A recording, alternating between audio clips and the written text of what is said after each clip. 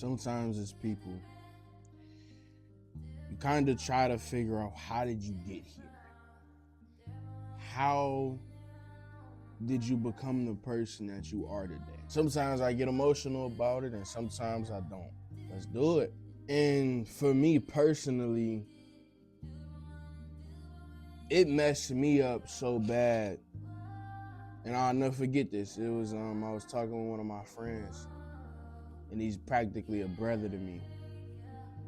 And I remember him saying, "Yeah, bro, my mom just asked me like how you was doing, because I was leaving to go somewhere with the guys.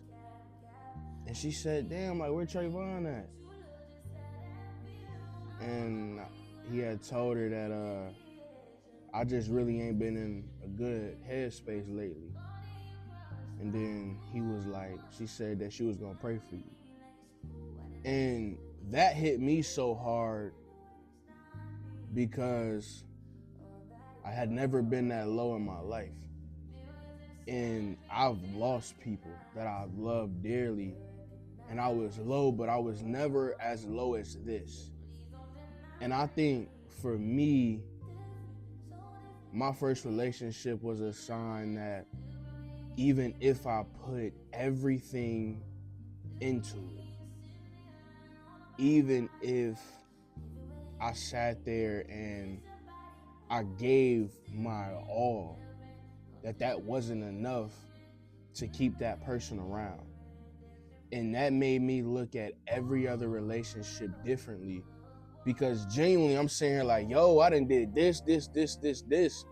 And I done took time after time after time after time after time and time again, that at some point, if I do this for somebody else, what if it don't work out? If I go ahead and I commit to this over here, what if it don't work out? And I was so stuck in that. And when he was finished up telling that story, bro, I was damn near in tears, because I was like, oh my God, like, I can't believe it's gotten this far to where, yeah, the guys would give me advice, but they'd never be like, oh, Trey, you just not the same. That was the first time somebody told me, Trey, you not the same dude no more. And I'm telling you, in my head, like, I was like, that was like the flip. But the flip didn't happen immediately. I sat there and I genuinely had to have so many talks with God. And I mean talks with God that would just be me like, hey, God, when I say men of prayer is valid, it gets sent up to you. I love you and thank you for everything you do for me, for the people around me. This is a one-time prayer.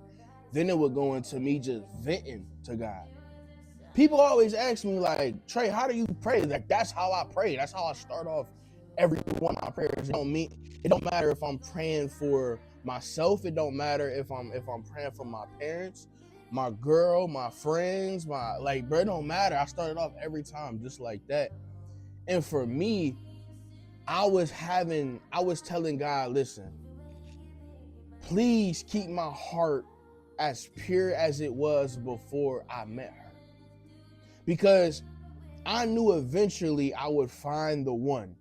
The thing that scared me the most with finding the one was, I don't know, like sometimes in movies it's like, oh, like you find the one, but then you're not healed yet and now you missed out kind of thing. And that was genuinely conversations with God, like, yo, God, please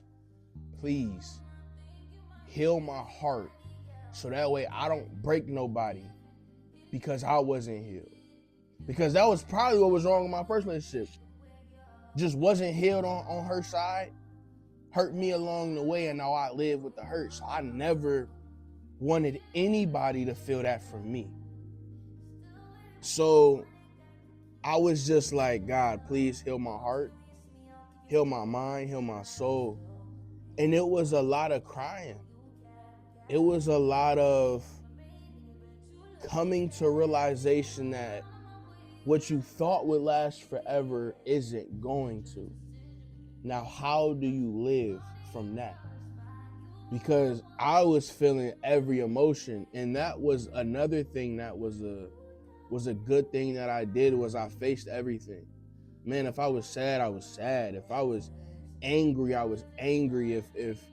If I was feeling nostalgic, then I was feeling that. If like whatever emotion came my way, like I was feeling it.